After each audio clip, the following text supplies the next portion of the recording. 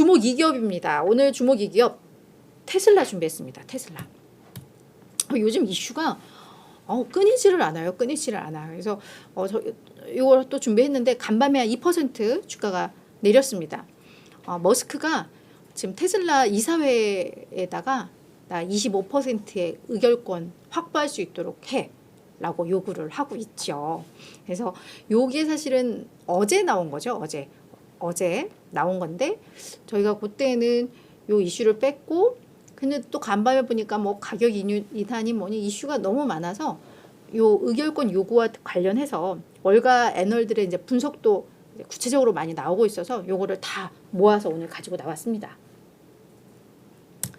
자, 먼저 테슬라를 둘러싼 최근에 있었던 헤드라인 뉴스들부터 좀 정리를 해볼게요.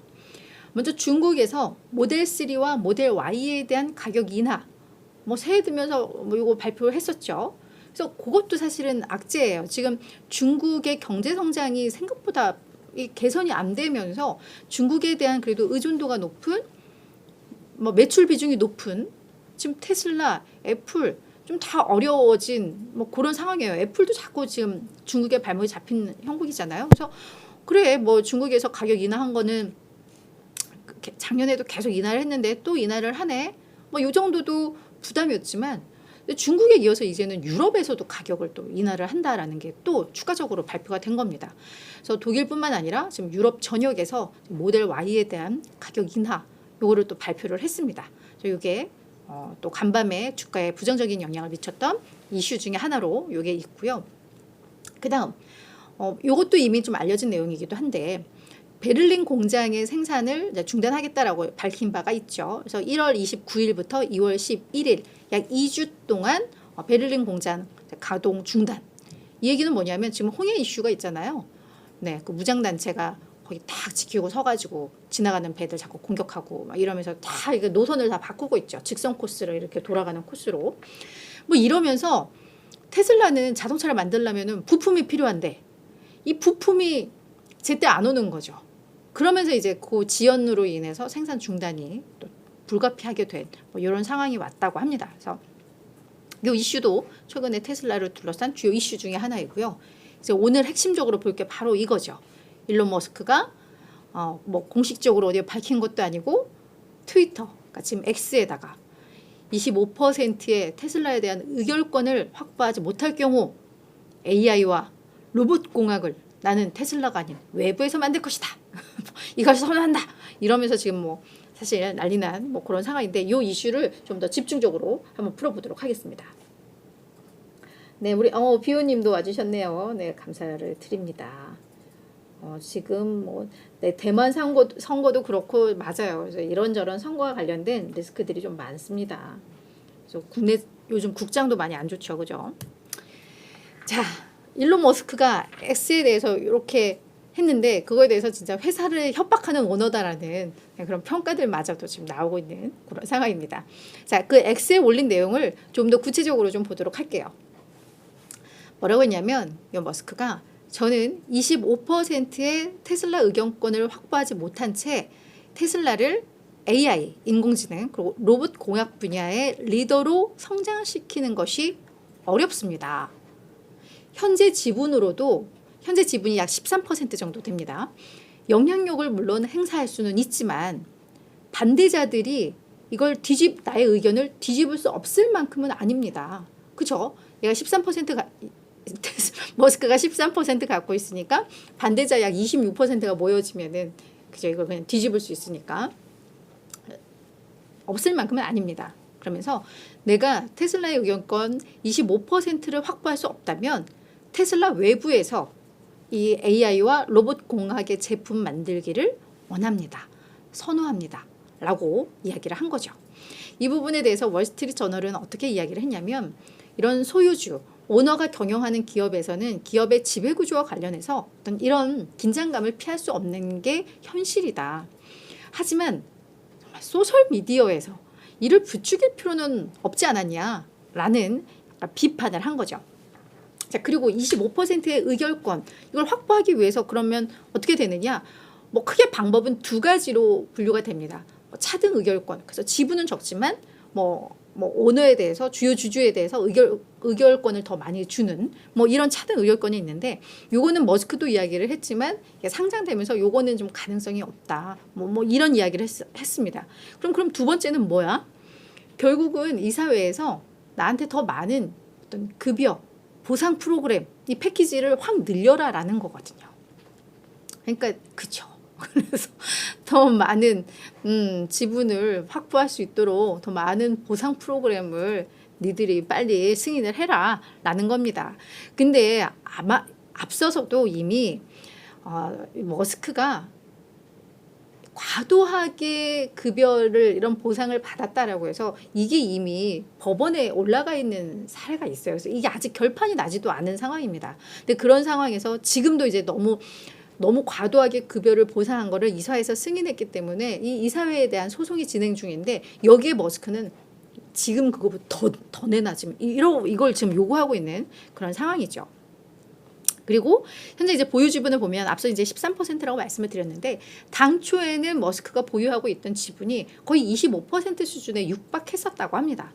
그랬는데 이게 아마 뭐 스톡 옵션을 다 포함한 거일 수도 있을 것 같긴 한데 이게 그냥 이런 외신에서 보도한 거라서 이것도 제가 뭐 지배구조를 정확히 본 건 아닌데 25%에 달했었는데 그때 트위터 인수하겠다고 지분을 몇 차례에 걸쳐서 계속 팔았잖아요. 그러면서 이제 지분이 줄어든 뭐 이런 상황인데 그래 놓고서는 이제 또 지분 그때 그거 다시 채워줘 이렇게 욕을 하는 거니까 사실은 그닥 좋은 평가를 받을 수는 없는 뭐 그런 상황이기는 합니다. 그리고 현재 이제 보유 지분이 정확히 갖고 있는 지분이 13%이고 아직 실현하지 않은 스톡 옵션 이걸 가지고 있는데 요거를 행사하면은 한 20%까지 지분이 높아진다고 해요. 근데 거기에서 또 스톡 옵션 행사하면 이제 세금으로 막 떼어가고 이런 게 있어서 그거까지 고려하면 총 한 17%까지 될 수 있는 이런 상황인데 근데 요거 17%를 25%까지 확대를 하기 위해서는 결국은 보상 프로그램으로 약 600억 달러를 달라라는 겁니다. 근데 600억 달러면 6천억, 6조, 60조, 한 60 몇 조야? 66조가 되는 건가요? 그렇죠. 그러니까 이게 엄청난 거를 지금 요구를 하고 있는 겁니다. 그러다 보니까 좀 상황이 좋지는 않은데 자 그럼 이제 월가에서 이에 대해서 어떻게 평가를 하는지 좀 보도록 할게요. 자 이건 승인이 되든 안 되든 이제 악재인 겁니다. 먼저 JP모건의 리안 브링크만 애널리스트는 뭐라고 이야기를 했냐면 25%의 의결권을 머스크가 되찾기 위해서는 이사회에서 새로운 보상 계획을 마련을 해야 되는데 이건 결국은 다른 투자자들의 지분을 희석시킨다.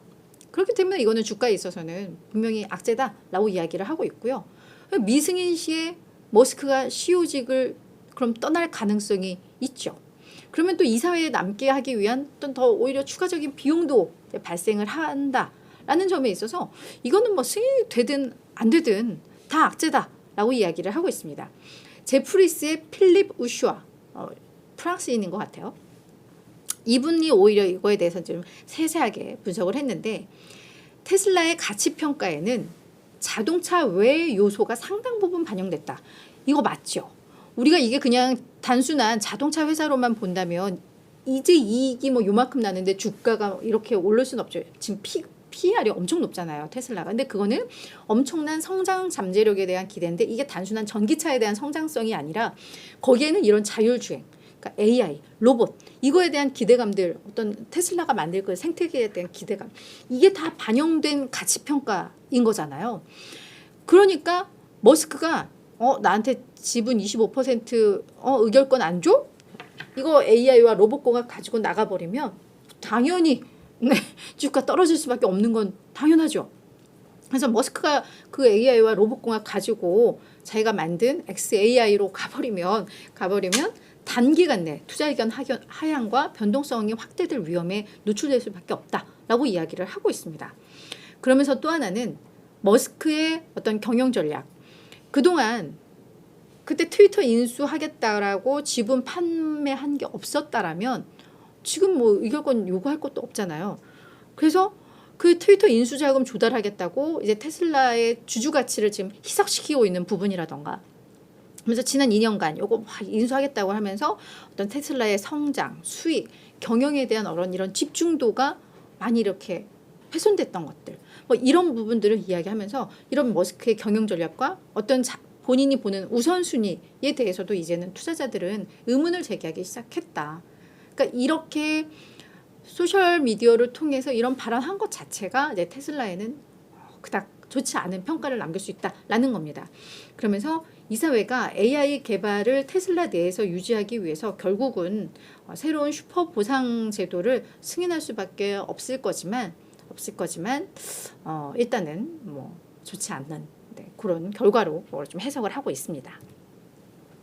자, 웨드 부시의 댄 아이브스, 이분은 테슬라에 대해서 매우 긍정적으로 보는 분이죠. 그래서 여전히 목표 주가나 이거를 조정하지는 않았습니다. 하지만 뭐라고 했냐면 정말 조속하게 빨리 이 문제 해결해야 된다. 이 문제는 해결해야 될 문제다라고 이야기를 하고 있는데요. 결국 테슬라의 발언이 투자자들로부터 따뜻한 반응 얻지 못할 것이다 라고 이야기를 했고요. 그래서 우리 월가에서는 그래도 테슬라를 혁신적인 기술 리더로 평가했었다. 근데 차세대 AI 프로젝트를 테슬라 외부에서 진행한다면 결국 테슬라에는 큰 악재다.